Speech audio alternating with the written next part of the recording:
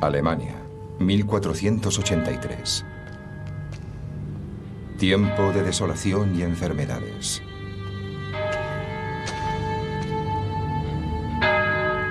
Por aquel entonces, la peste podía exterminar ciudades enteras en apenas unos días. Y una cuarta parte de todos los niños moría antes de cumplir los 5 años.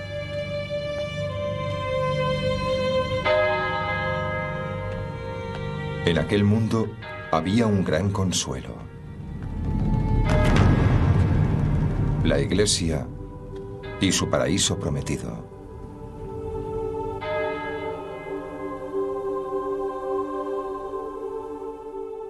Aquella promesa había convertido a la Iglesia en la institución más poderosa de la tierra. Rica como nadie, más poderosa que la realeza, pero también corrupta y tiránica. Un imperio que habría de derrocar un solo hombre: Martín Lutero.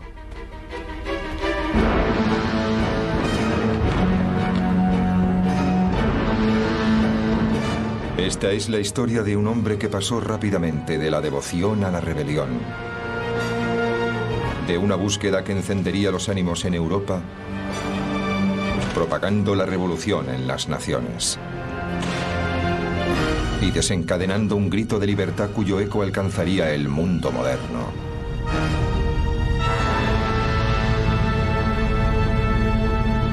Martín Lutero. Camino al desafío.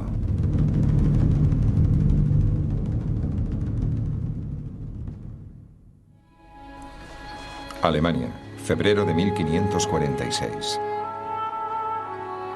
Martín Lutero viaja de Wittenberg a Eisleben. El otrora hombre más famoso de Europa se acerca al fin de sus días. Este será su último viaje.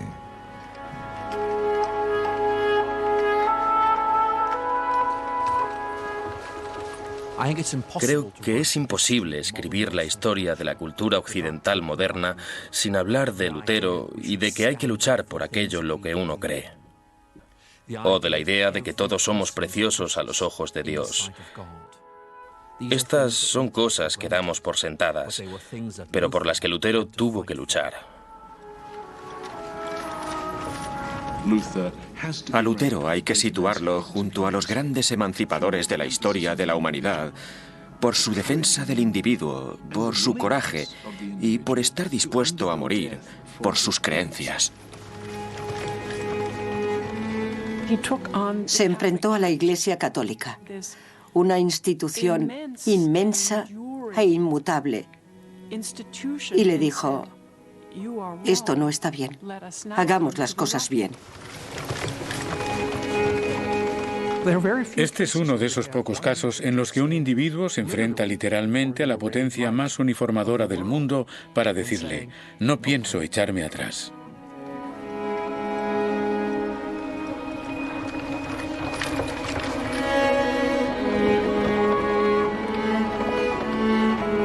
Seguro que no ha habido nadie en 1000 años a quien el mundo haya odiado tanto como a mí. Ojalá nuestro Señor me aconseje y me lleve pronto con él. Con gusto alargaría el cuello para que sobre él cayese toda la furia de un trueno y me derribase. Amén.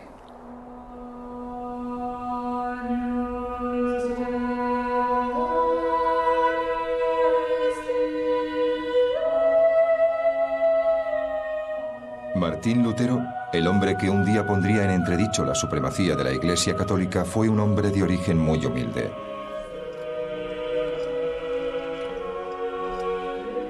Creció en una pequeña ciudad llamada Eisleben, en el norte de Alemania.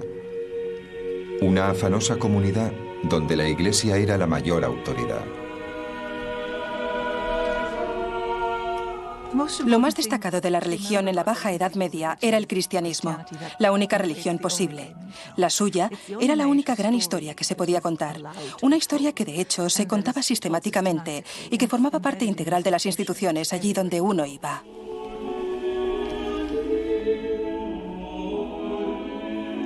Cuando Lutero era un niño, la Iglesia era el centro de su mundo.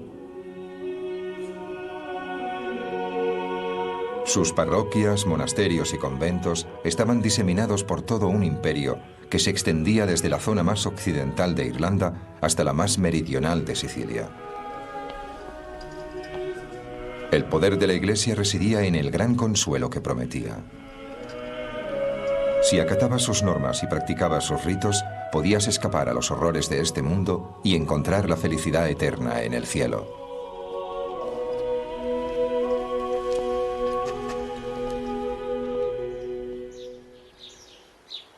Pero la Iglesia ejercía tanto control sobre la vida en la tierra como en el cielo. Sus reglas y preceptos impregnaban todos los aspectos de la vida diaria. La Iglesia decía qué nacimiento era legítimo, decía qué matrimonios eran legales, decía qué testamentos eran válidos, y en este sentido se inmiscuyó, junto a su sistema legal, en las vidas de la gente de a pie de todos los lugares, no solo en la de sus propios miembros, sino en las del resto de la comunidad. Como muchos otros a su alrededor, el joven Lutero acataba los preceptos de la Iglesia. Había trabajado como monaguillo y había cantado en el coro. Hasta aquí, una imagen de paz y armonía. Mi vida en casa solo parece haber causado dolor y angustia.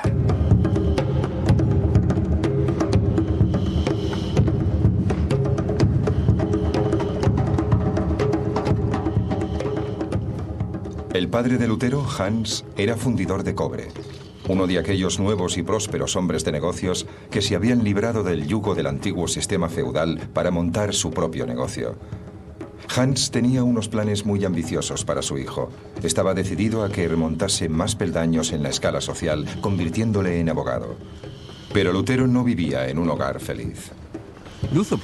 Lutero nos facilita muchos recuerdos de su infancia, y sus rememoraciones no son del todo positivas. Recuerda la frustración que sentía, cómo su padre le castigaba por sus fracasos o por su desobediencia, y creo que la impresión que da es la de alguien con muy baja autoestima, alguien que cree que no va a estar a la altura de lo que los demás esperan de él. Hans Lutero juzgaba con dureza a su hijo.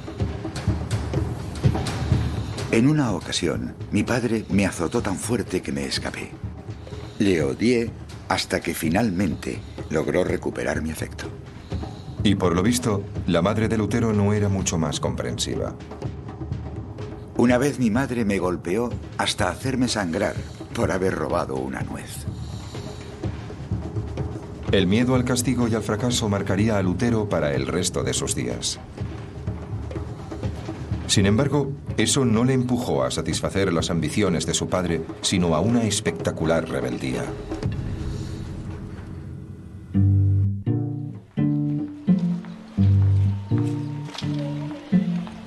En un principio, Lutero siguió el camino que habían trazado para él. Su padre le envió a las mejores escuelas de la región y a los 18 años empezó a ir a la Universidad de Erfurt. Comparada con la ciudad natal de Lutero, Erfurt era una animada metrópolis.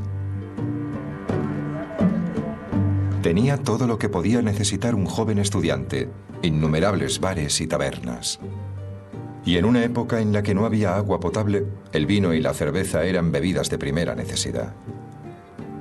La ciudad incluso contaba con un burdel municipal regido por el ayuntamiento. Pero Erfurt también era única en aspectos de mayor calado. No era un gran centro industrial ni político, pero sí era un gran centro eclesiástico, y en él abundaban las actividades de la Iglesia. Se calcula que allí había 14 órdenes religiosas distintas representadas en una sola, así como 25 parroquias. De hecho, por aquel entonces se decía que Erfurt era la Roma de Turingia, la Roma de aquella región de Sajonia, debido a la alta concentración de talentos eclesiásticos.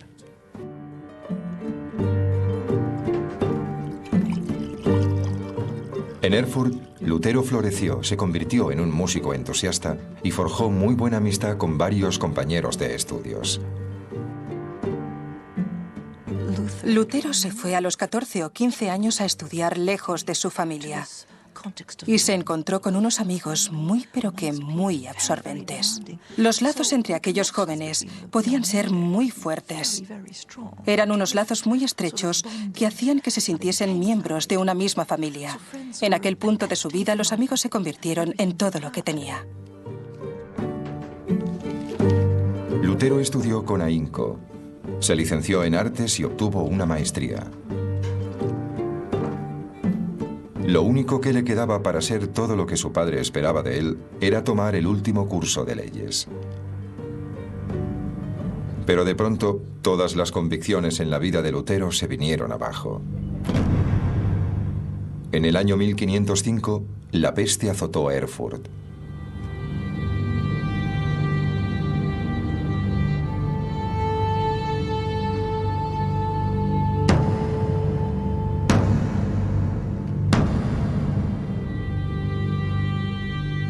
La enfermedad se propagó fuera de control por las estrechas calles de la ciudad, sembrando la muerte y la angustia a su paso. Lo que más temía la gente de la peste era que te cogía por sorpresa. Algunos cayeron, otros se libraron. Algunas ciudades quedaron devastadas, mientras otras muy cercanas no se vieron afectadas. Era algo inexplicable. Por aquel entonces nadie sabía cómo se contraía, nadie sabía por qué se contraía. Lo único que había era una sensación generalizada de que Dios les estaba castigando por sus pecados. Era una terrible y visible muestra de castigo.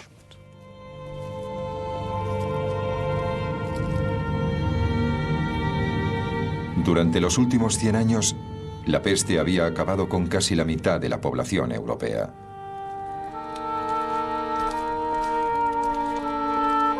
Pero la epidemia atacaba ahora a Lutero directamente. 3 de sus amigos murieron víctimas de la enfermedad. Y aquella visión de la mortalidad del hombre y el miedo a la ira de Dios traería consigo el primer cambio radical en la vida de Lutero.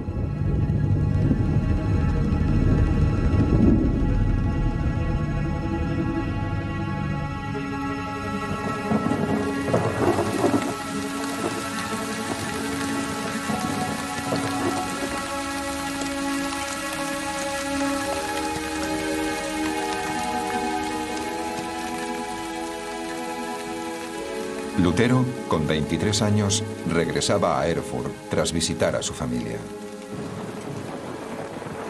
Cuando de pronto se vio atrapado en una espectacular tormenta eléctrica.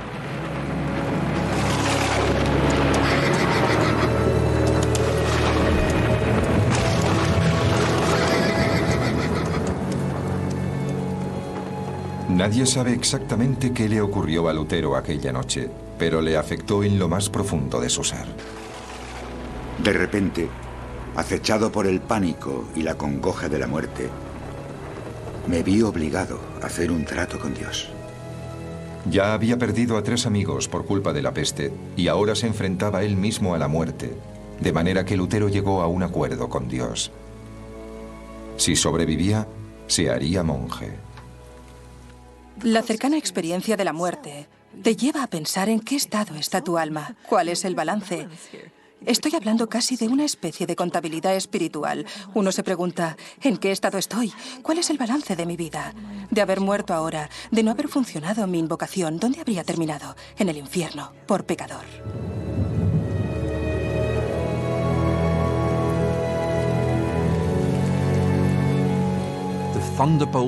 Aquel rayo le señaló 2 caminos. Podía coger el camino que su padre quería que cogiera, o podía coger el camino que, en sus propias e inconscientes cavilaciones, él mismo empezaba a creer que debía tomar.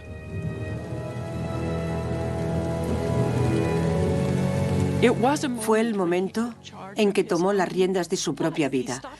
Dejó de hacer lo que su padre quería que hiciera y a partir de aquel instante se entregó libremente a la vida espiritual y se dedicó a buscar en el universo las respuestas que tanto ansiaba. Obviamente, era una persona de gran sensibilidad espiritual.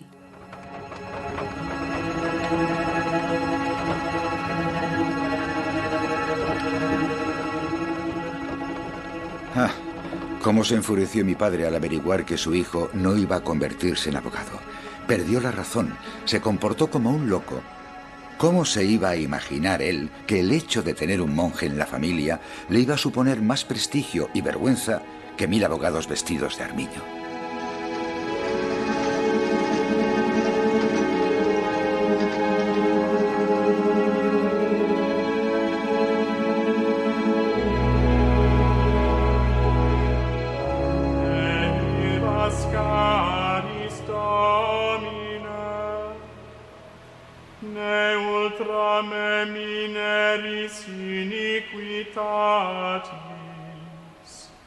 Ecce civitas sancti facta est deserta, Sion deserta facta est, Jerusalem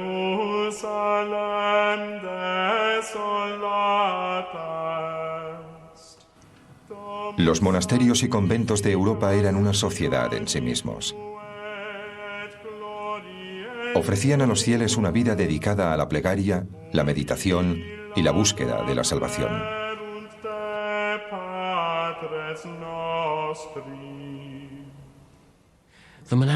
La vida monástica estaba marcada por el ritmo de las 7 horas del día litúrgico. Esto quería decir que 7 veces al día los monjes tenían que reunirse para cantar y recitar fragmentos del servicio eclesial, y eso incluía levantarse en mitad de la noche.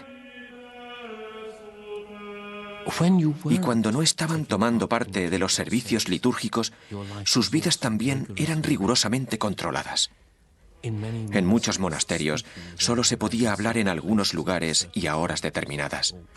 No había ninguna privacidad y sus comidas eran muy sencillas. Los hábitos de los monjes también eran muy rígidos, burdos e incómodos. ¿Por qué debían llevar aquellas ropas tan incómodas? ¿Por qué debían asistir a todos los servicios? ¿Por qué comían tan mal? Pues por lo visto la respuesta estaba en que solo renunciando a todo aquello que la gente considera cómodo y valioso se podía alcanzar la salvación. Lutero no tardaría en creer que el único modo de lograr la salvación era renunciando por completo a su mundo para sumergirse por completo en una comunidad que le aislaba de todo.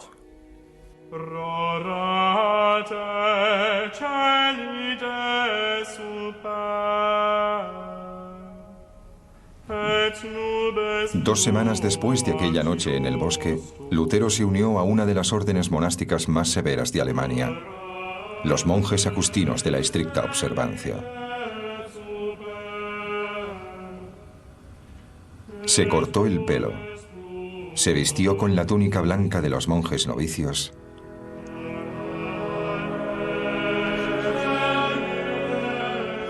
y se postró ante el abad.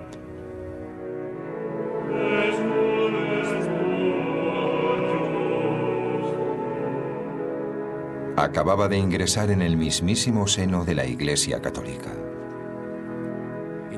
No era el tipo de orden que uno elegía si lo que quería era una vida cómoda y fácil. No era en absoluto ese tipo de centro religioso. Sin embargo, creo que era una buena orden para alguien espiritual y mentalmente dotado.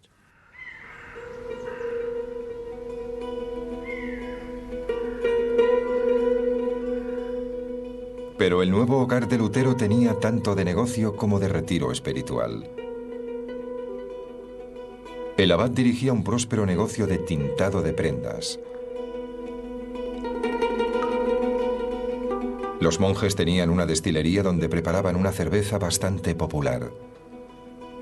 Y encima, el monasterio era propietario de toda una serie de tierras en el vecindario, cuyas rentas y diezmos le proporcionaban unos ingresos sustanciosos.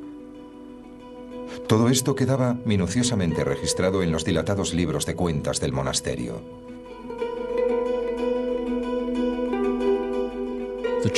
La Iglesia no pedía ayuda a sus feligreses, se la exigía, se la imponía.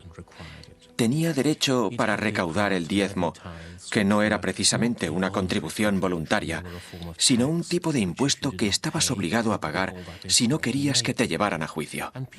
Además, todo el mundo accedía a su pago porque les habían inculcado desde su más tierna infancia que si no contaban con los servicios de la Iglesia, sus almas correrían un grave peligro.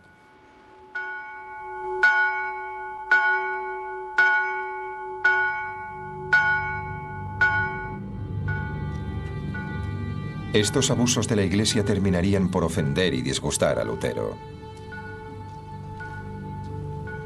Aunque de momento, lo único que le preocupaba era su alma. Se lanzó de lleno a la vida austera y solitaria que la Iglesia reserva a sus más devotos seguidores.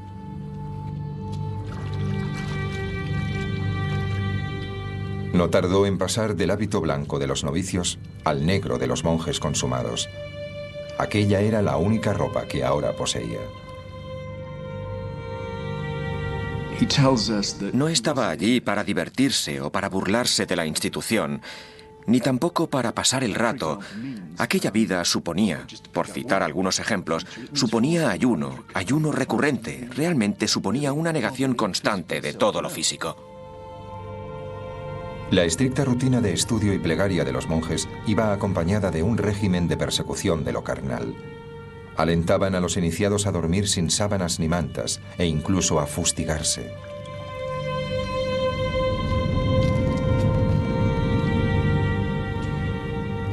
Una de las cosas que pretendían era emular el sufrimiento de Cristo para así convertirse en ascetas.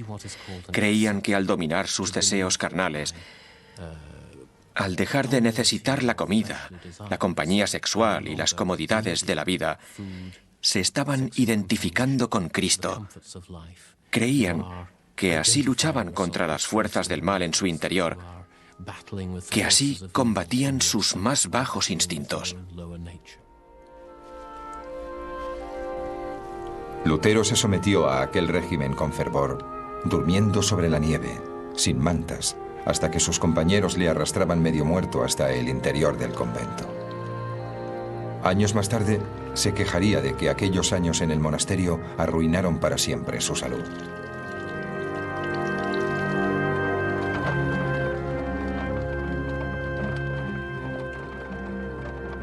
Si alguna vez un monje mereció ganarse el cielo por su devoción, ese fui yo.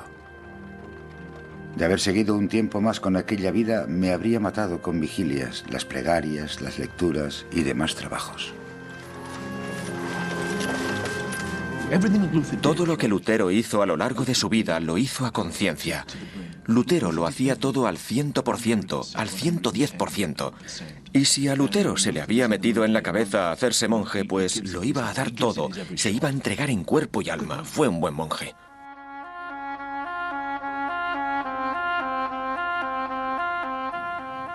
Pero la devoción de Lutero excedió con creces las expectativas de los demás monjes. Cada vez le preocupaba más no complacer nunca a Dios, no llegar nunca a ganarse el cielo, el hecho de haber cambiado a un padre implacable por otro aún más difícil de complacer. Lutero hablaba claramente de su sentimiento cada vez mayor de impotencia. Creía que nunca lograría salvarse.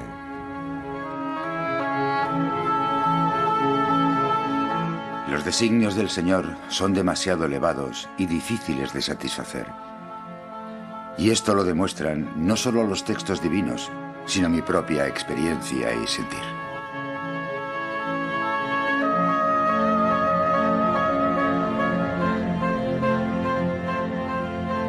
Cuanto mayor era su desesperación, más se volcaba Lutero en los rituales de la Iglesia. Lutero se diferenciaba de otros monjes en que realmente le preocupaba reconciliarse con el Padre Celestial y hacer todo aquello que Dios esperaba de él. Podemos ver su búsqueda, su agonía, su profunda gravedad. Solo quedaba confiar en que encontrase el camino. De lo contrario, iba a llevar una existencia muy tormentosa.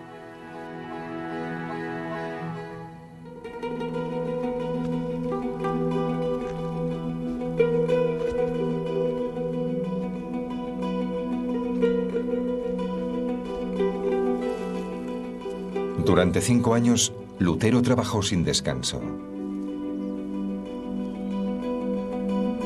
Hasta que en 1510 le ofrecieron una breve escapada a su vida de enclaustramiento. Su orden le envió en misión a Roma en una de las mayores peregrinaciones de la Iglesia.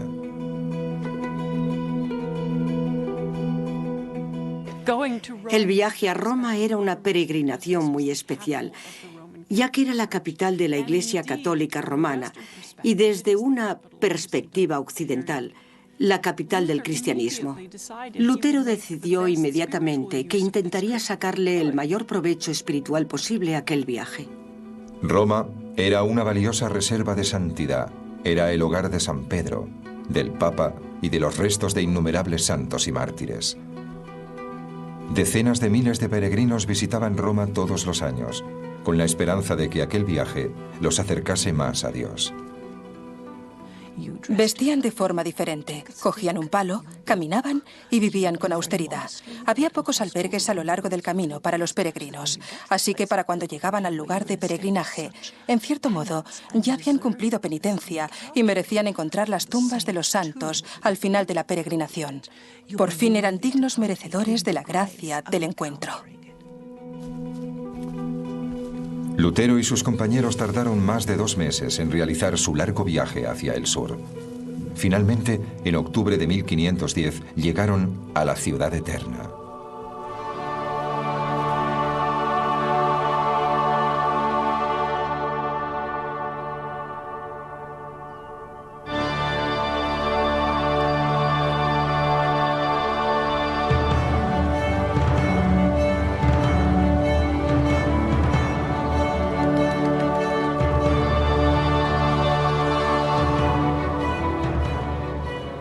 Lutero llegó a Roma cuando el Renacimiento se encontraba en su mayor apogeo. Miguel Ángel estaba pintando los techos de la Capilla Sixtina.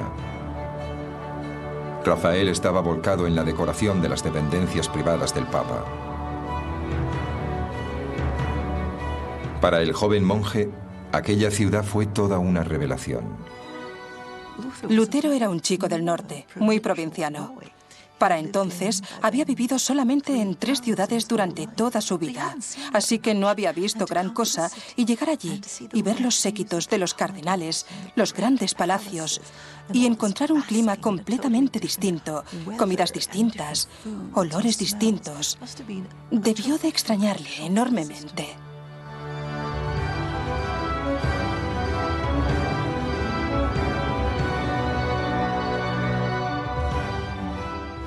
Por lo visto, cuando Lutero llegó por vez primera a Roma y entró en la ciudad, le abrumó enormemente la idea de estar en la ciudad sagrada. Ahí estaba, en presencia de tantos mártires, en el mismo centro de la iglesia. Estaba tan deslumbrado que el brillo tardó poco en desvanecerse, aunque finalmente lo hizo. Entre los palacios y las majestuosas iglesias, Lutero descubrió una institución muy mundana.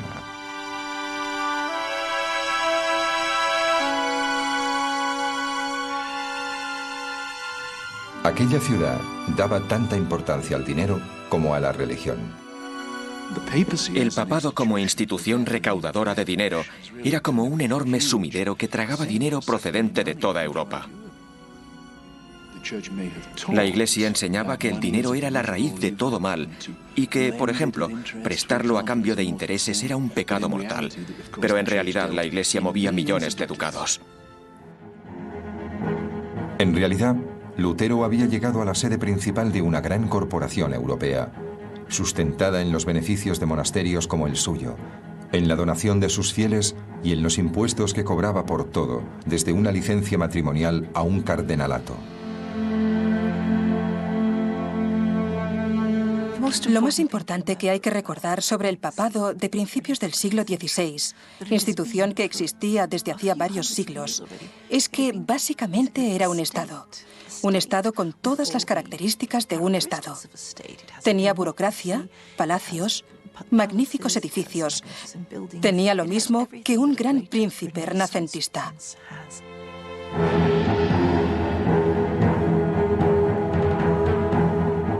El papado incluso ostentaba poder militar. De hecho, el castillo de Sant'Angelo, el fuerte privado del Papa y su batería de cañones se alzaban imponentes sobre la ciudad.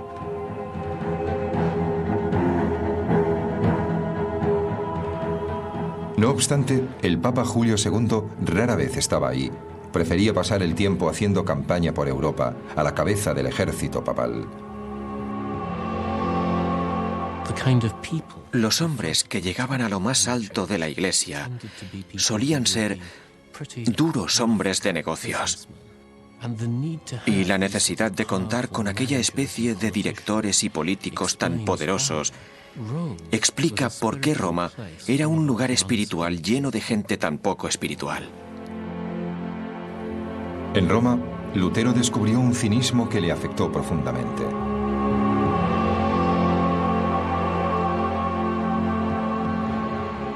Él contaba que en una ocasión, mientras rezaba tímidamente durante el servicio de una de las magníficas iglesias de la ciudad, el cura sentado a su lado le dijo: «Acabe pronto, ¿quiere?».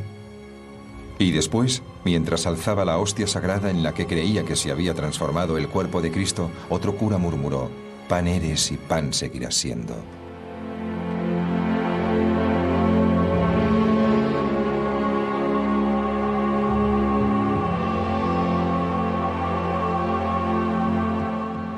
Creo que la decepción que sufrió en Roma debió ser absolutamente devastadora. De repente se encuentra con una situación que él estaba dispuesto a vivir como una experiencia sublimadora. Se encuentra en la sede de la institución a la que él sirve y descubre que allí nadie habla su mismo idioma, en más de un sentido.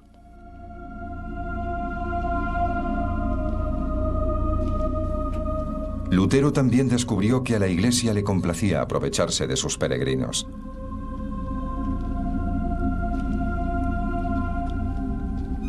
Le permitieron visitar previo pago la cripta de una iglesia. Allí podría ver los restos de 46.000 mártires cristianos. Aquello le concedía lo que se conocía como una indulgencia, que le permitiría rebajar su tiempo de estancia en el purgatorio tras su muerte.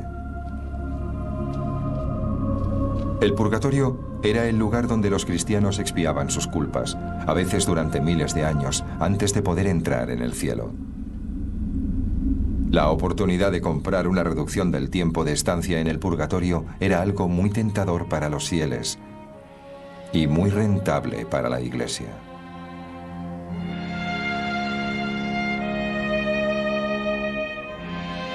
Mientras Lutero iba de un lugar de peregrinaje a otro, desesperado por encontrar la salvación, un miedo cada vez mayor se apoderaba de él.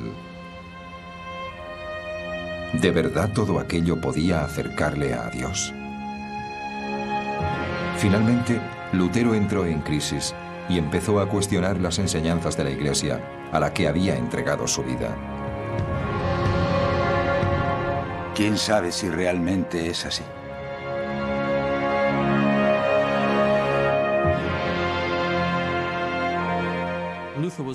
Lutero estaba claramente desilusionado con Roma, no solo por su superficialidad espiritual, sino porque, sencillamente, sentía que Roma no era un reflejo del cristianismo tal y como él lo entendía.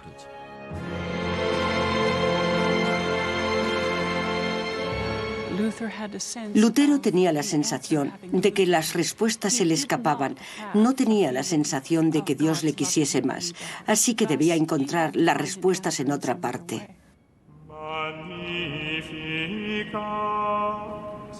El viaje de Lutero a Roma solo le había causado desilusión y más dudas.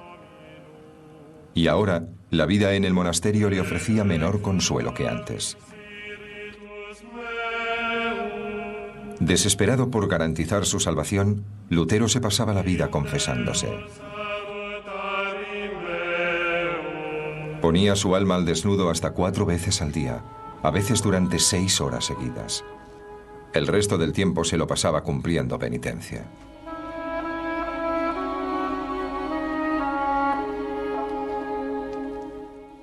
Había algo extraño en Lutero. Creía que nunca lo iba a lograr y aún así no dejaba de intentarlo. Se confesaba y conseguía la absolución, y así era como se suponía que la Iglesia debía tratar aquellos asuntos.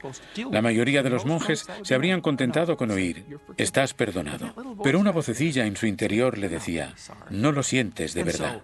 Así que tenía que volverse a confesar una y otra vez para volver a ser absuelto, pero la vocecilla le decía: «No, no lo dices de corazón». Así que la vida monacal fue un infierno para él. Ahí estaba él haciendo lo más importante, lo mejor que podía hacer un hombre según la sociedad, y aún así no se sentía mejor.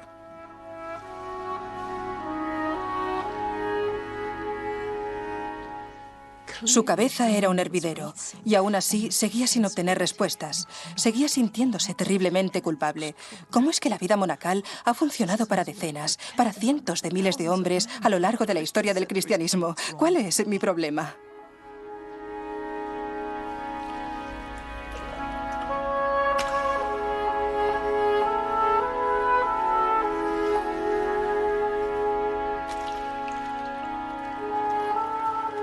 Por irreprochable que fuera mi vida monacal, seguía sintiéndome como un pecador con la conciencia llena de culpa. No podía creer que mi trabajo complaciera a Dios. De hecho, odiaba a aquel Dios. Así que me encolerizaba conmigo mismo. Vivía furioso y atormentado.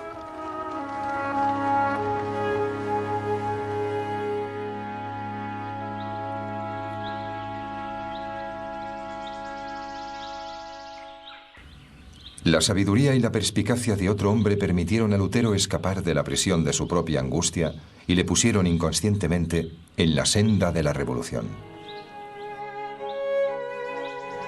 En 1511, su orden le envió a un pequeño monasterio en la ciudad de Wittenberg.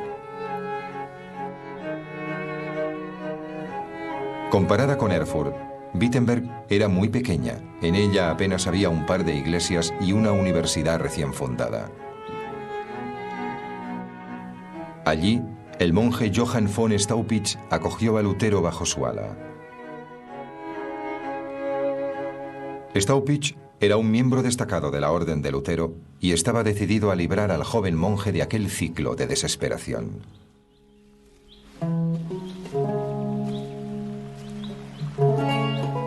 Staupitz informó a Lutero de que había decidido convertirle en profesor de estudios bíblicos de la nueva Universidad de Wittenberg. Así se vería obligado a atender las necesidades espirituales de otros y tendría menos tiempo para torturarse a sí mismo. Lutero le dio hasta 15 motivos por los que no podía aceptar aquella oferta, empezando porque tanto trabajo iba a acabar con él. La abyecta respuesta de Staupitz pasaría a la historia. Me parece muy bien. Dios tiene mucho trabajo para los hombres inteligentes en el cielo. Creo que Staupitz sabía muy bien cómo manejar a Lutero, con una mezcla de lástima, sutil ironía y, sobre todo, reconociendo sus virtudes, reconociendo su brillantez y su capacidad para realizar una carrera académica. Creo que lo que pretendía Staupitz era agotarle de tal manera con la preparación de sus clases que al llegar la oscura noche del alma se desplomase sobre su cama y durmiese como un bebé durante 8 horas seguidas.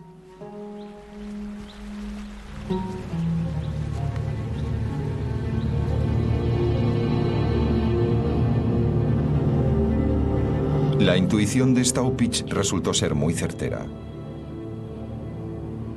Enfrentado a una clase llena de estudiantes a los que explicar la Biblia, Lutero se vio obligado a involucrarse con el mundo y a dejar de fustigarse por sus defectos. Tenía que decir a toda una clase qué era cada cosa. Ya no había tiempo para meditar en su celda, ni para discutir con otros monjes. Ahora tenía que imponer su autoridad.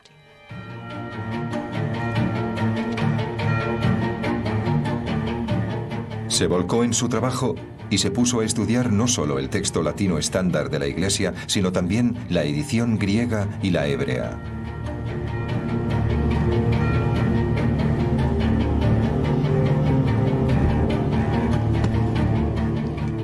mientras reflexionaba, tomaba notas y razonaba sobre su trayectoria a través de su fe, Lutero tuvo una revelación. Una revelación que cuestionaba todo lo que le habían enseñado sobre su iglesia. Lutero había crecido creyendo que la persona que se salvaba era aquella que luchaba y se esforzaba por salvarse. Ahora empezaba a darse cuenta de que para salvarte solo tenías que extender y abrir tus manos vacías para recibir aquel regalo que Dios quería darte. Lo que Lutero estaba diciendo era que no necesitamos la institución de la Iglesia, ni la intercesión de los sacerdotes, ni tampoco las grandes ceremonias papales para ir al cielo. No es un asunto entre el hombre y la Iglesia, sino entre el hombre y Dios.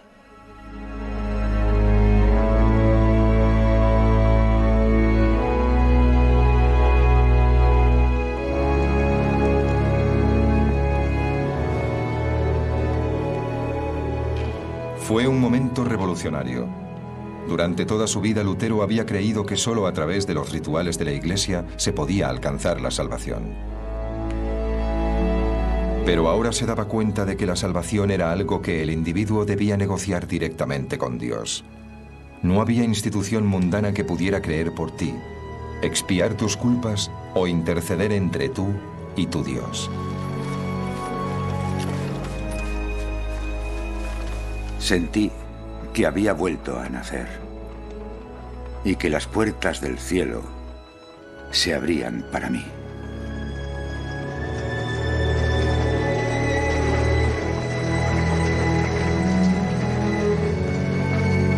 Pero nadie, y aún menos el propio Lutero, podía anticipar la ola de agitación y sublevación que estaba a punto de provocar.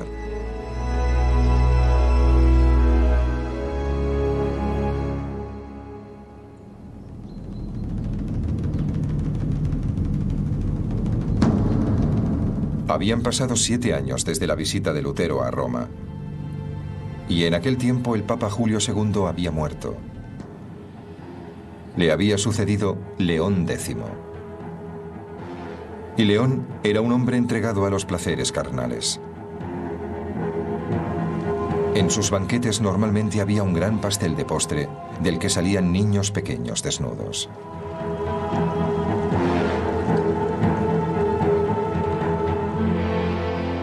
En solo 2 años de suntuosas celebraciones y cacerías de jabalíes, León vació las arcas papales. Se vio obligado a detener las obras de la mayor extravagancia de la Iglesia hasta la fecha, la gloriosa Basílica de San Pedro. Es uno de los mayores proyectos de construcción en la historia de Europa y todos los grandes artistas, escultores y arquitectos del Renacimiento italiano, sin excepción, participaron en él. Eso sí, tragó dinero como solo un proyecto de construcción de esta magnitud podía hacerlo. León se mostraba despreocupado. Y para volver a llenar sus arcas, recurrió a uno de los mejores métodos que tenía la Iglesia para recaudar dinero: la venta de indulgencias, o lo que es lo mismo, cobrar a los fieles por entrar en el cielo. Las cartas de indulgencia eran pedazos de papel que vendían por un módico precio que, dicho sea de paso, cambiaba según las posibilidades de cada uno, y que aseguraban al portador el perdón de sus pecados. Las indulgencias de León tenían una serie de ventajas únicas. Se podían comprar no solo para uno mismo, sino también para los parientes muertos. Y encima, perdonaban una serie de pecados inimaginables. Incluso se decía que, de haber sido posible, habrían absuelto a aquellos que hubiesen mantenido relaciones sexuales con la Virgen María. En definitiva, la salvación a cambio de dinero. La cantidad de dinero que se pretendía recolectar con las indulgencias de 1517 era muy grande. Y estoy hablando de decenas de miles de florines. Eso en dinero moderno serían muchos millones. León preparó detenidamente la emisión de su nueva indulgencia.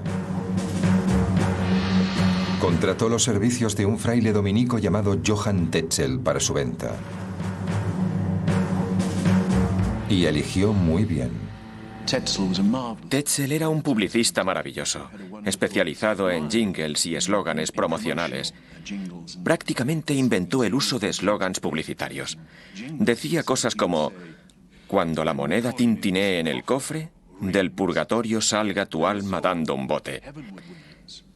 Casi puede uno ver el alma llegando de un brinco al cielo desde el purgatorio.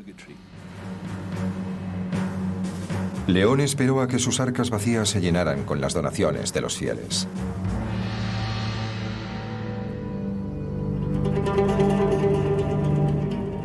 El principal mercado de Tetzel para la venta de indulgencias fue Alemania. Los habitantes de Wittenberg se enteraron rápidamente de la reducción de condena que ofrecía la Iglesia.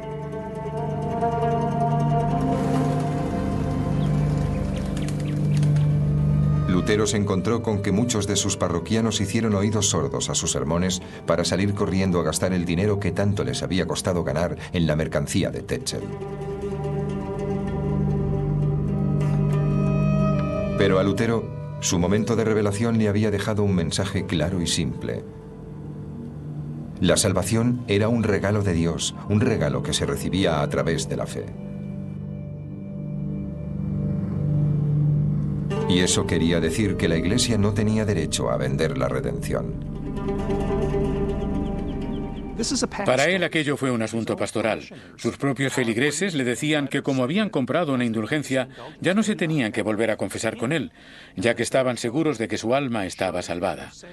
Lutero creía que aquello no era más que una ilusión, que posiblemente acabaría con su condena, así que para él se trataba de un asunto muy serio.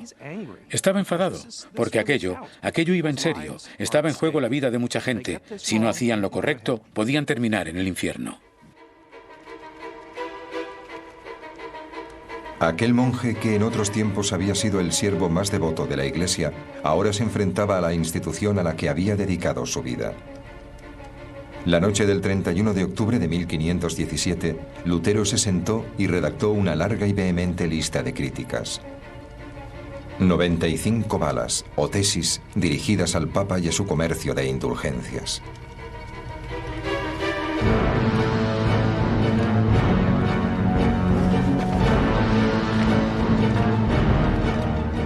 A continuación las clavó en la puerta de la iglesia del castillo de Wittenberg.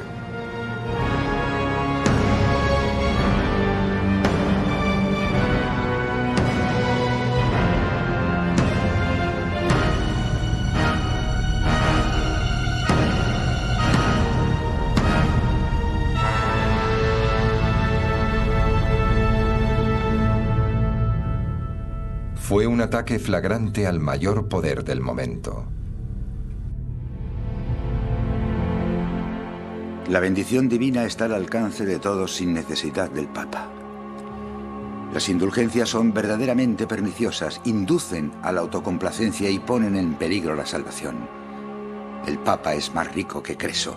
Debería vender la Basílica de San Pedro y entregar ese dinero a los pobres. En suma, lo que las 95 tesis dicen es: ¿dónde están los límites del poder papal? Creo que la primera ya planteaba el problema abiertamente, al decir que el camino al arrepentimiento y el perdón era mucho más arduo de lo que pudiesen hacer creer las indulgencias. La cosa no era tan sencilla como decían las indulgencias. Las indulgencias dicen que el perdón tiene precio. Lo que Jesucristo dice, y Lutero le cita, es que el arrepentimiento, que el perdón está en el arrepentimiento.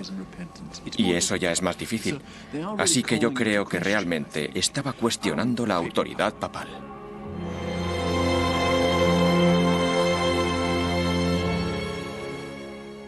Era un asunto de fe. Era necesario sacarlo a la luz. Por eso apelaba a aquellos que se atrevían a defender aquellas prácticas o abusos para que saliesen y demostrasen que estaban en lo cierto. Según él, para abrir el debate solo hacían falta las Sagradas Escrituras. Las Sagradas Escrituras y capacidad de raciocinio. Se cuestionó mucho si la intención de Lutero era causar perjuicio. De hecho, lo de clavar textos en la puerta de la iglesia para su discusión académica era una práctica habitual. Su finalidad no era la publicación.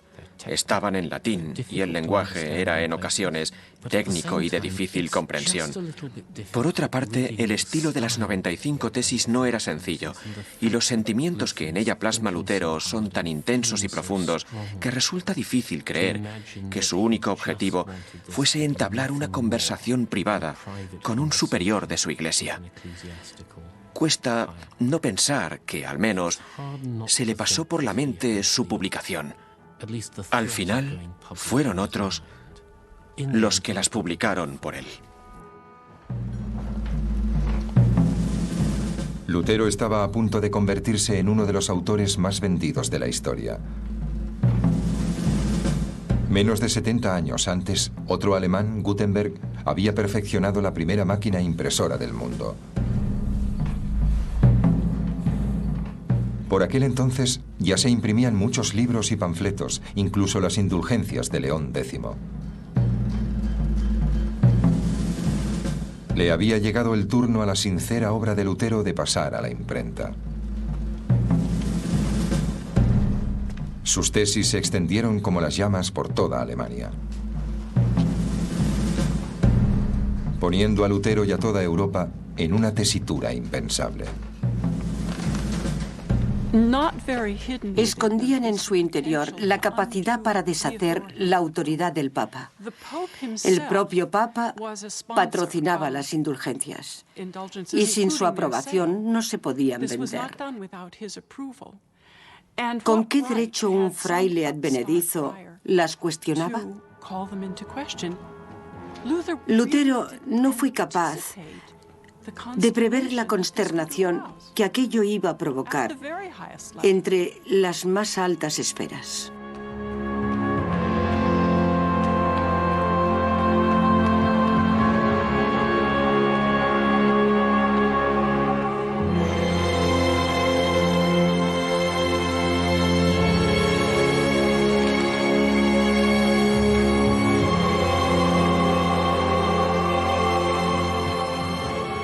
Aunque no era gratuito que la Iglesia Católica ostentase el poder desde hacía más de 1000 años.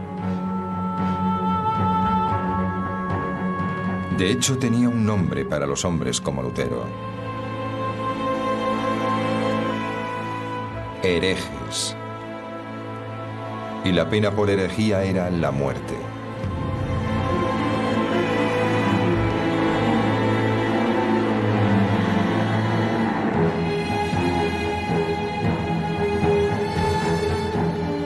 Ya estaba montada la escena para el mayor conflicto en la historia de la Iglesia. Una batalla entre la institución más poderosa del planeta y un monje solitario.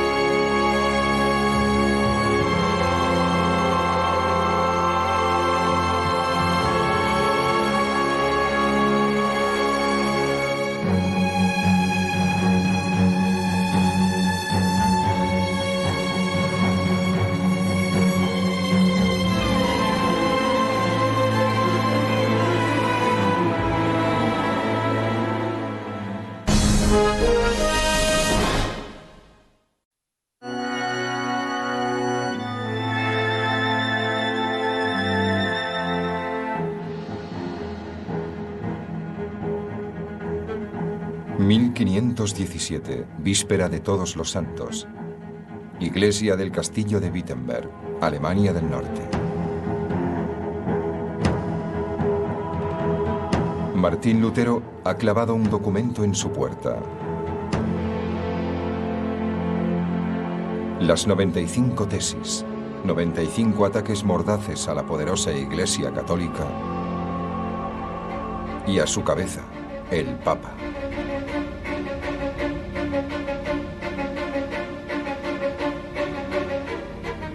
Lutero no sabe que con este gesto acaba de desencadenar un huracán.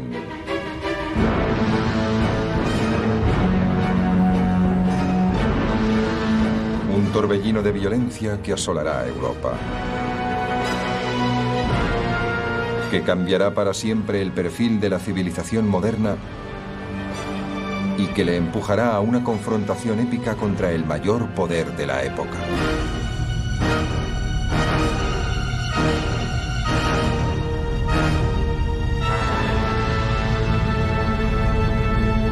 Martín Lutero. Los revolucionarios reacios.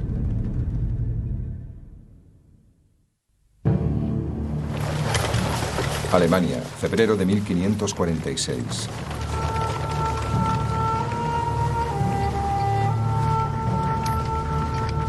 Martín Lutero, ahora anciano, en el tramo final de su último viaje.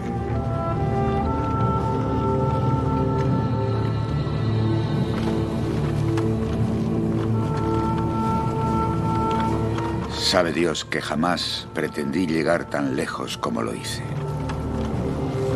Jamás creí que Roma fuese a desencadenar semejante tormenta por un simple trozo de papel.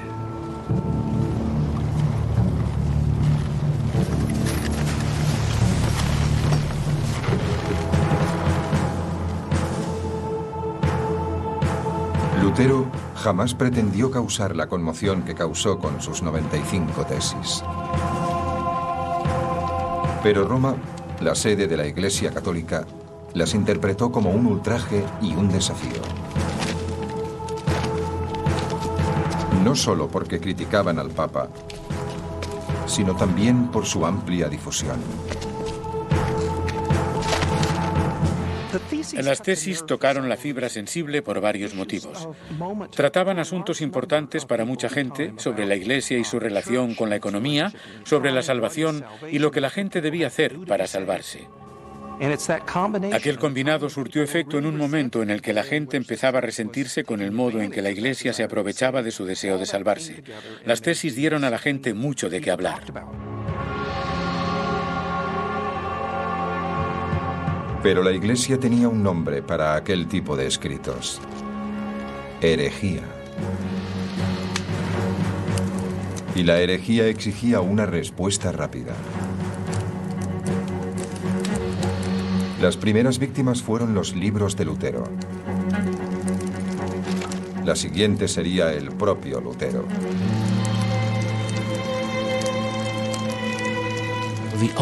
Lo peor que le podía pasar a un hereje era que le expulsasen de la Iglesia y que le entregasen a la justicia laica para que ésta le condenase a muerte con una frase bastante hipócrita, pronunciada con sangre fría, y que le condenaría a la hoguera o a morir ahogado.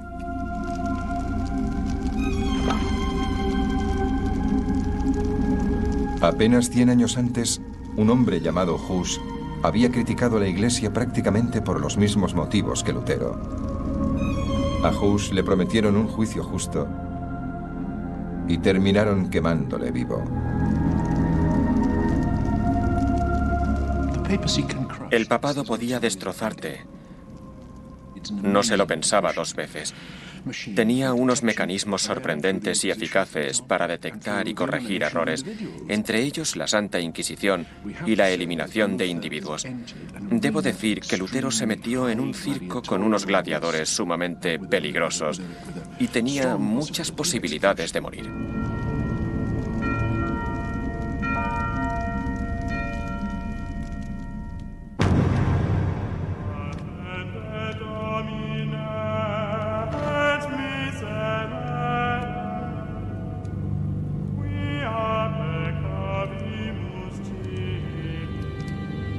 Pero a Martín Lutero, la furia de la Iglesia Católica no le causaba duda ni temor. Más bien le armaba de un extraordinario valor, que se fortalecía con cada ataque. No cabe duda de que a Lutero le asustan algunas de las amenazas que recibe, pero paralelamente a esto, cree firmemente que cuando la vida cristiana se vive con autenticidad, lo que le toca a uno es sufrir. Lutero se aferró a las críticas como si fueran una confirmación de su vocación como reformador. Martín Lutero continuó en sus 13 porque era un hombre muy idealista, a la par decidido e ingenuo. Resulta admirable su firme persecución de un ideal.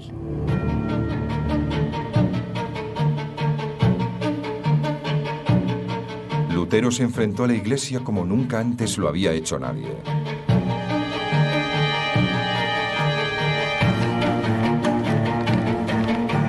Hizo caso omiso de sus amenazas. El Papa exigía que Lutero se retractase de las 95 tesis, pero Lutero se negó. El Papa envió a un cardenal para que le interrogase. Lutero permaneció impertérrito. No está más capacitado para manejar este caso que un burro para tocar el arpa. Lutero fue acusado de herejía, pero él siguió mostrándose desafiante. Exijo que me demuestren en términos absolutos y no relativos, con claridad y sin confusión, con certeza y sin vacilación, qué es la herejía. Creo que la mayor dificultad a la que se enfrentó la Iglesia fue esta. Cuanto más intentaba silenciar a Lutero, más se convencía este de su vocación reformista.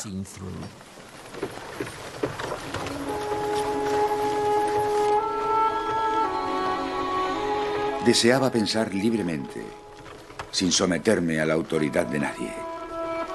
Llámese concilio, universidad o papa. Y estaba decidido no solo a hacer valer la verdad, sino a defenderla con mi propia muerte.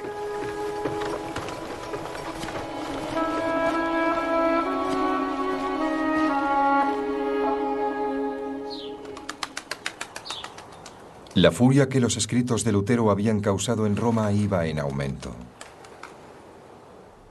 El Papa León X recurrió al arma más potente de su arsenal, la excomunión. De este modo, León podría condenar a Lutero a una eternidad en el infierno en la próxima vida y a la marginalidad en esta. Para el cristiano medio, la excomunión papal significaba que si morías sin reconciliarte con la Iglesia, ibas a pasar la eternidad en el infierno. El documento fue redactado en el magnífico refugio de caza de León, a las afueras de Roma, y el texto era un fiel reflejo de la actividad favorita del pontífice, la caza del jabalí.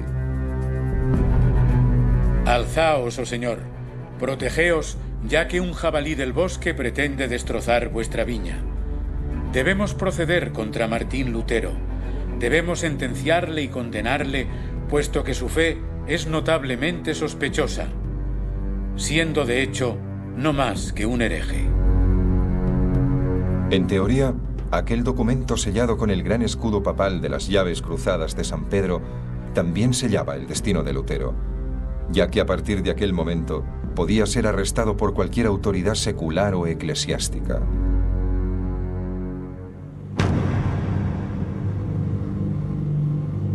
Pero mientras León jugaba sus cartas en Roma, Lutero descubría que tenía una nueva y poderosa arma de su parte.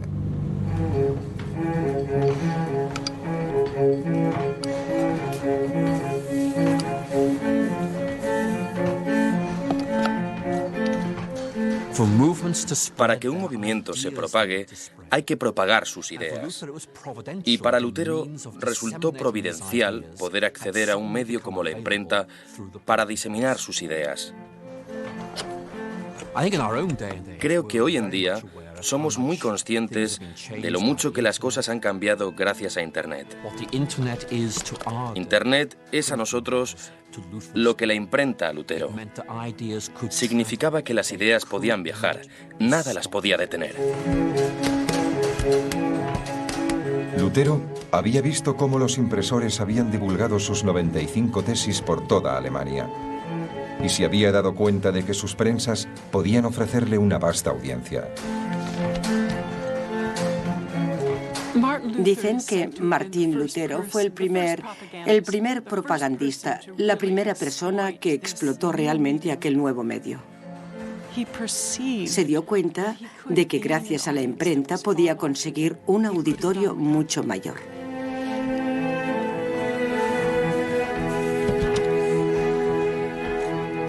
Lutero clavó un nuevo texto, dirigido a la nobleza cristiana de la nación germana. Con aquel escueto panfleto, Lutero asestaba un golpe devastador tanto al Papa como a la Iglesia. El golpe de gracia fue dirigido no al clero y a los clérigos, sino a los gobernantes seculares de Alemania. Aquella arenga a la nobleza alemana sugería que Lutero empezaba a ser consciente de la realidad política. Por fin entendía que para purificar la Iglesia necesitaba la cooperación de los que estaban en el poder.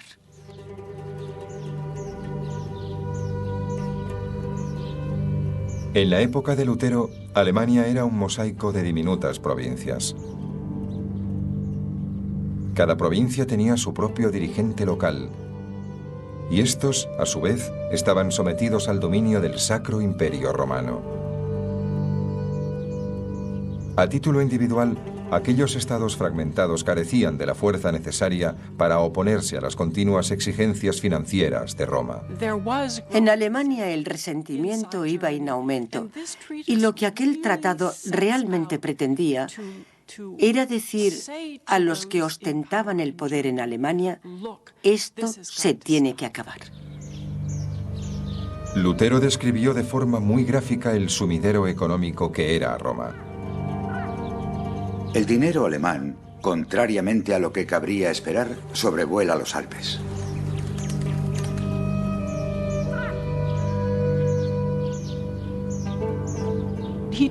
Habla del egoísmo del papado, de su séquito de secretarios, de los miles de secretarios que tiene el Papa, del modo en que el Papa se desplaza por la ciudad, seguido por una auténtica comparsa de asistentes.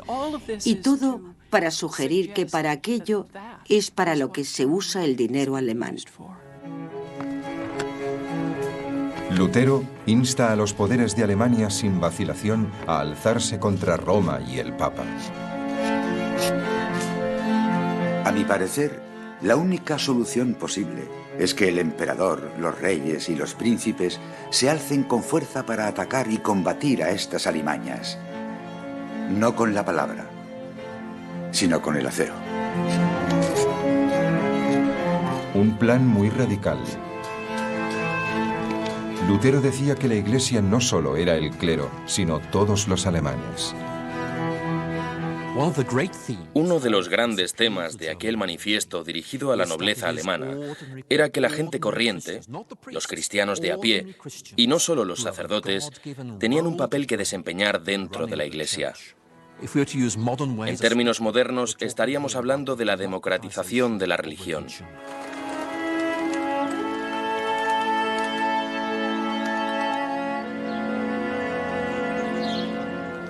Pero la revolucionaria obra de Lutero iba a tener consecuencias más inmediatas. De momento, le iba a salvar de caer en manos de la Iglesia para su juicio y ejecución.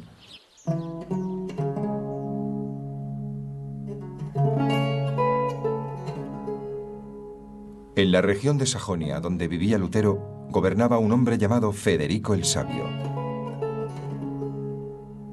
El propio Federico había fundado la Universidad de Wittenberg, donde Lutero enseñaba.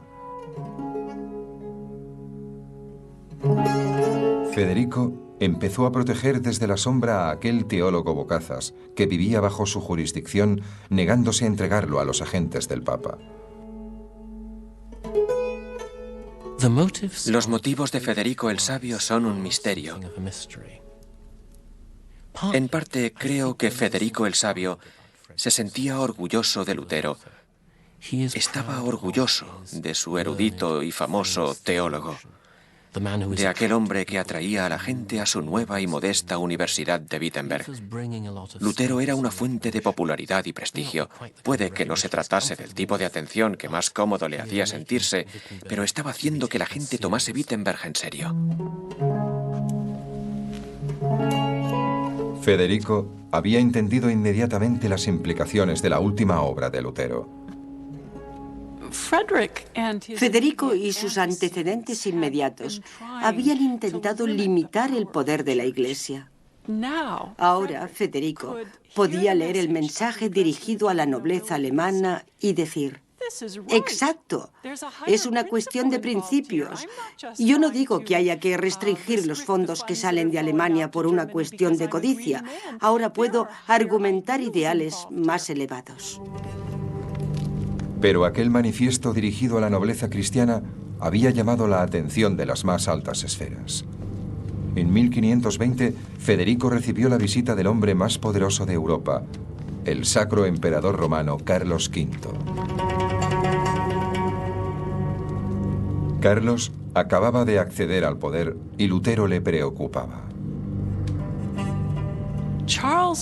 Carlos era un católico ferviente. Realmente quería preservar la fe católica. En cierto modo, era un paladín del papado, aunque apenas tenía 19 años cuando le nombraron Sacro Emperador Romano.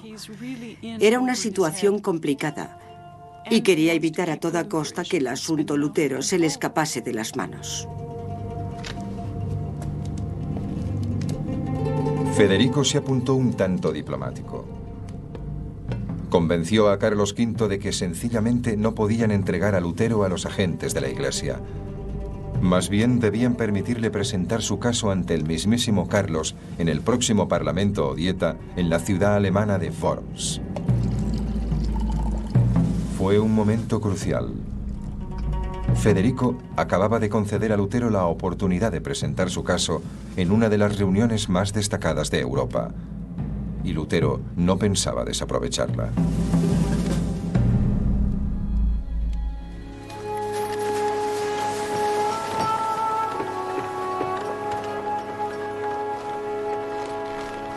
No pretendía obtener prestigio ni fama con mis escritos y panfletos.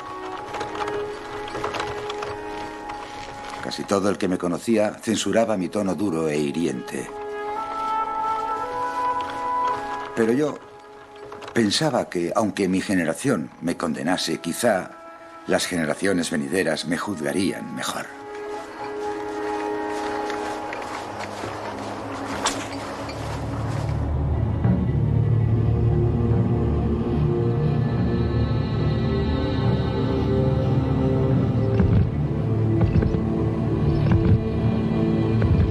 Un emisario papal se encargó de llevar al norte la gran bula de excomunión de León X. Había recibido instrucciones para mostrarla en todas las ciudades por las que pasara, a modo de advertencia para aquellos que sintiesen simpatía por Lutero y sus escritos. Pero cuanto más al norte viajaba, menor era el apoyo que encontraba.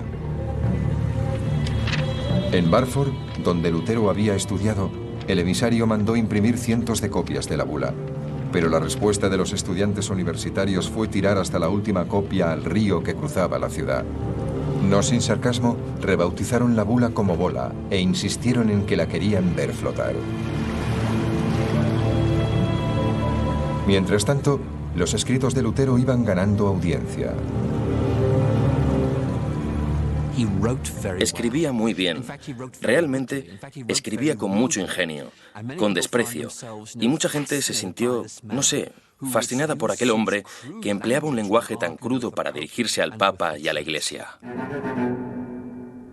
El Papa debería mostrarse como el infecto pecador que es. Si Roma no es el mayor burdel que uno puede imaginar, entonces no sé qué es un burdel. Es un erudito. Creció desde muy pequeño entre libros y manuscritos y sabe extremadamente bien qué palabras funcionan y con quién. Había tal horda de sabandijas en Roma como jamás se viera en Babilonia. El Papa debería controlarse y apartar sus manos del pastel. Es un escritor increíble. Utiliza un vocabulario profano y sencillo. Es muy divertido leerlo en voz alta. Es sarcástico, ingenioso, profundo. Es un gran consolador. Si te atacaba Lutero, te dejaba, vamos, que te hacía pedazos. Impresas junto a los textos de Lutero, para aquellos que no sabían leer, había analogías visuales. Grabados gráficos en madera que mostraban al Papa entregándose al lujo y a la corrupción, y que mostraban al Papa con un siervo de Satán.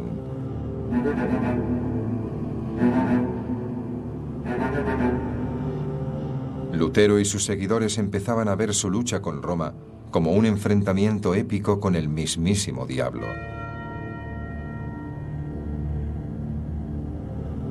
Lutero, decididamente, no era un hombre moderno. Lutero es un hombre medieval. Entiende el mundo a través del prisma de la Biblia. Estaba absolutamente convencido de que se enfrentaba al anticristo. No era un enfrentamiento entre Martín Lutero y unos políticos. Era una batalla apocalíptica.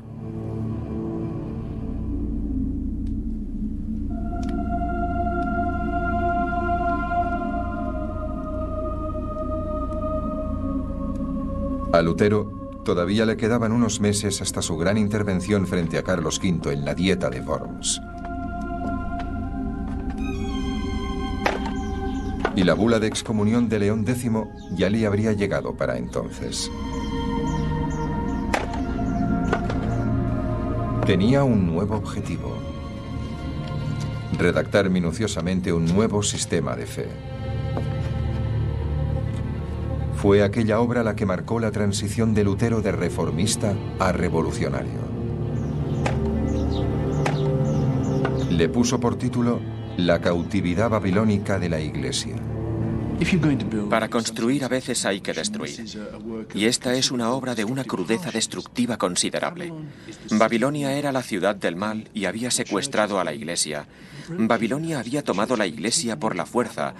Aquello había sido un asalto a mano armada. La Iglesia había sido tomada por los bandidos. Estaba cautiva y había que hacer algo al respecto. Había que liberarla. Ahora, Lutero apuntaba al mismísimo corazón de la Iglesia, el sistema sacramental.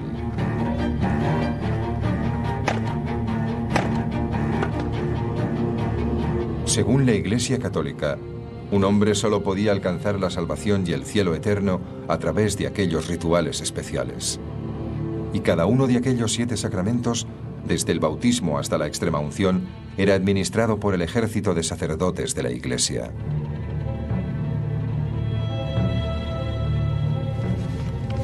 Sin embargo, cuando Lutero revisó las Sagradas Escrituras, solo pudo encontrar 2 sacramentos. Lutero dice en La cautividad babilónica de la Iglesia que en realidad solo hay 2 sacramentos, la Sagrada Comunión y el bautismo. El bautismo nos hace miembros del rebaño de Dios y la comunión es un método tangible por el cual Dios se cerciora de nuestra fe. Tomad, este es mi cuerpo y esta es mi sangre. Lutero aseguraba que los restantes sacramentos eran una invención de la Iglesia y que había que desecharlos. De un plumazo, Lutero acabó con siglos de rituales y ceremonias.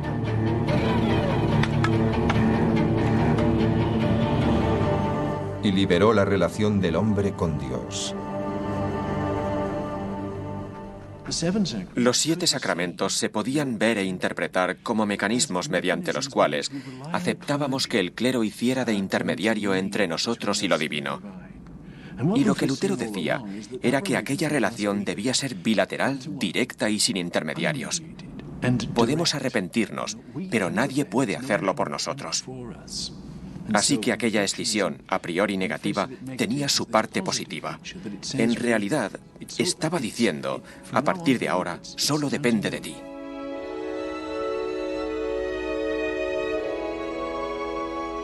Lo que yo digo es que ningún papa, obispo o sacerdote tiene derecho a imponer su voluntad sobre el hombre cristiano. ya que todo cristiano es ministro de Dios. Redefinió la relación entre el individuo y Dios radicalmente, eliminando los intermediarios. Es como si alguien controlase las tuberías que llevan el agua hasta tu casa y de repente pudieras cavar tu propio pozo. Dejarías de depender de la depuradora central de la Iglesia.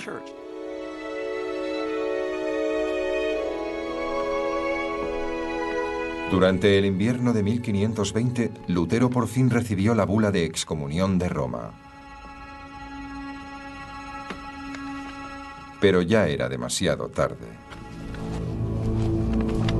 Según sus propias palabras, Lutero había desatado un huracán. Se podría decir que estas obras fueron un manifiesto revolucionario, no solo para la Iglesia, sino también para la sociedad.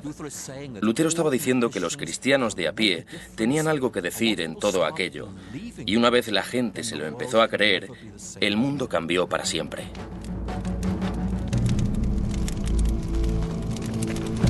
Para Lutero, el poder que había ostentado el Papa durante siglos ya no tenía sentido. Por eso tiró la bula de excomunión a una hoguera. Puesto que habéis corrompido la verdad de Dios, consumíos en su hoguera. No tengo miedo y disfruto sufriendo por tan noble causa. Al quemar la bula de excomunión, lo que estaba diciendo era, no me rendiré. Yo tengo razón, tú no. Ven a por mí.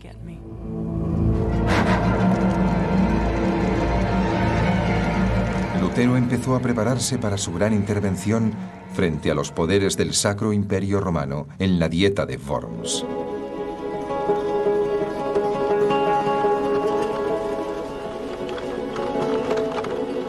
Hace 25 años me puse en camino hacia Worms, convencido de que iba a ser mi último día. Ya que tal y como dije en su momento, si el emperador me hubiese invitado para abjurar, jamás habría ido. Pero si a lo que me invitaba era a mi muerte, entonces asistiría de buen grado.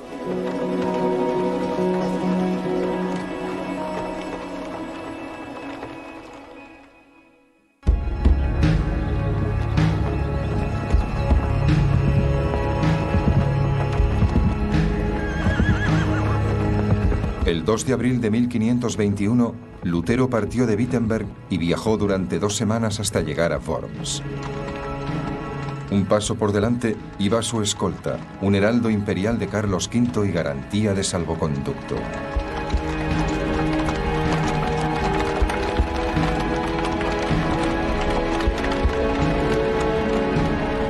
Los amigos de Lutero habían hecho lo posible por hacerle desistir de su viaje, convencidos como estaban de que jamás regresaría con vida.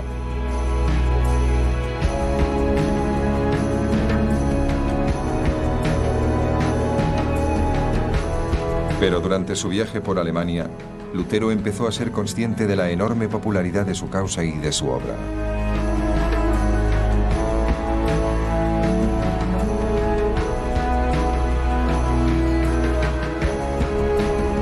En Erfurt, los ancianos de la ciudad organizaron una enorme fiesta en honor del viajero itinerante.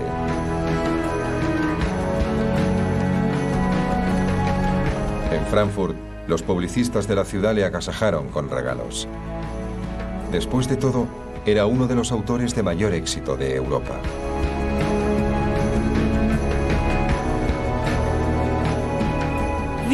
La toma de conciencia de su popularidad debió de insuflarle coraje durante el trayecto a Worms. Aunque no veo que a Lutero se le subiera la fama a la cabeza como a las celebridades de hoy en día. Seguía fiel a sus principios. Seguía siendo un intrépido idealista.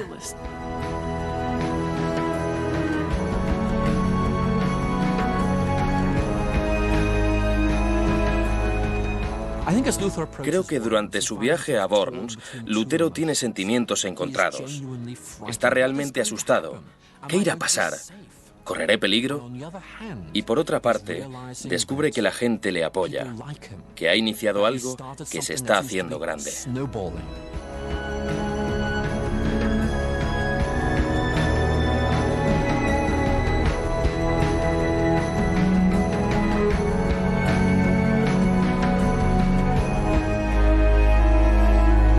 La mañana del 16 de abril, Lutero llega por fin a la ciudad de Worms.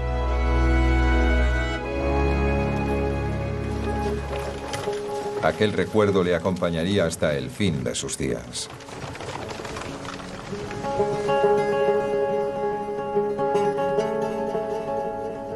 Aquel día me recibió una multitud. La ciudad entera se agolpaba en las calles.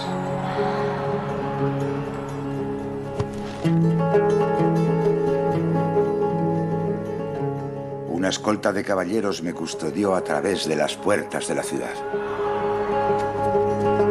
Un sacerdote corrió hacia mí y me tocó como a un santo.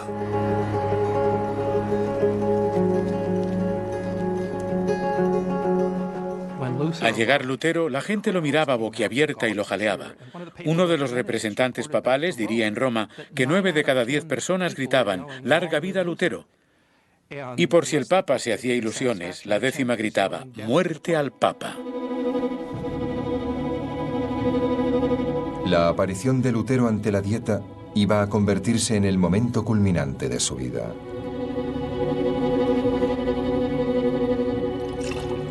Hacía calor, pero el sol ya se había puesto en un rojo resplandor.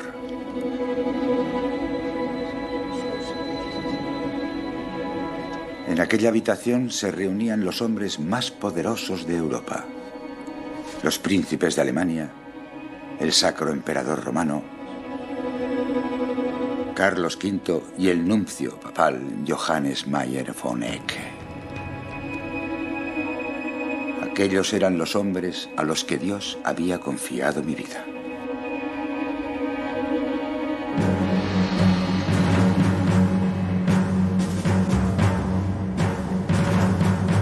La única persona en la habitación que conocía a Lutero era su propio príncipe, Federico el Sabio.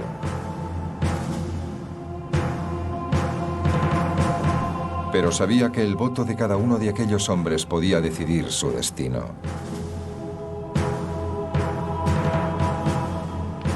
El enviado del Papa solo tenía una petición: que Lutero se retractase de todos sus escritos.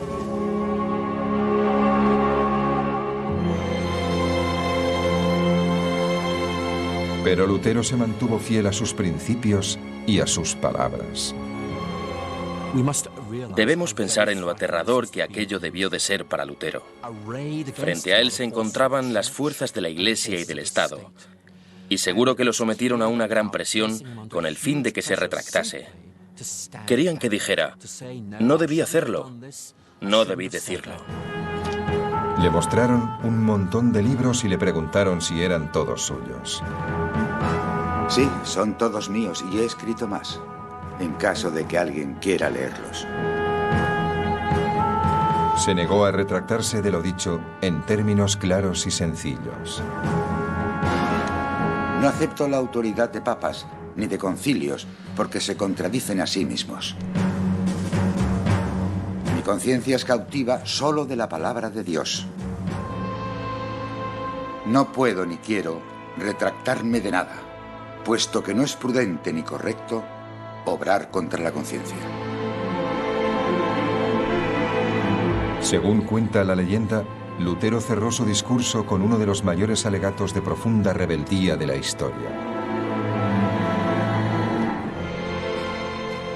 Aquí estoy. No puedo hacer otra cosa. Que Dios me ayude.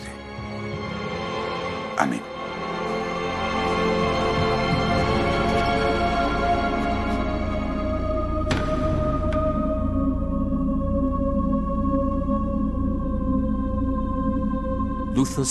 Aquella frase de Lutero marcó el principio de una nueva era. Una era en que la gente normal iba a rebelarse ante la autoridad y a decirle: lo siento, esto es lo que creo, Es lo que me dicta mi conciencia, y no puedo hacer nada.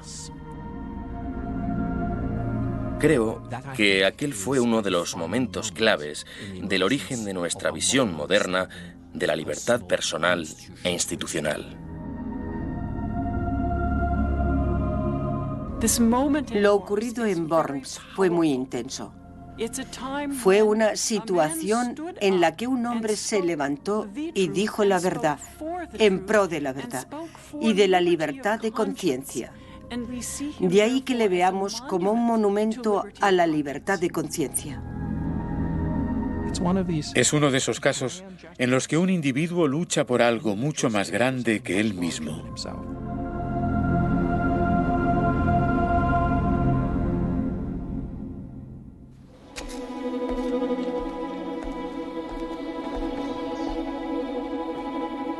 Tras la audiencia, Lutero fue autorizado a regresar al lugar donde se alojaba.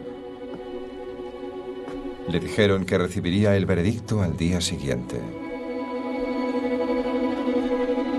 Estaba convencido de que le iban a entregar a los agentes de Roma y de que se iba a tener que enfrentar a la Inquisición y a un juicio por herejía.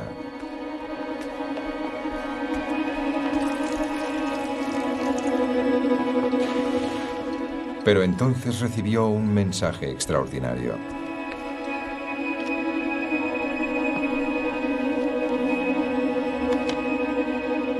Los jueces habían sido incapaces de alcanzar el veredicto unánime que los dirigentes de la Dieta exigían. Uno de los que se abstuvo fue el antiguo protector de Lutero, Federico el Sabio. Era consciente de la utilidad de Martín Lutero.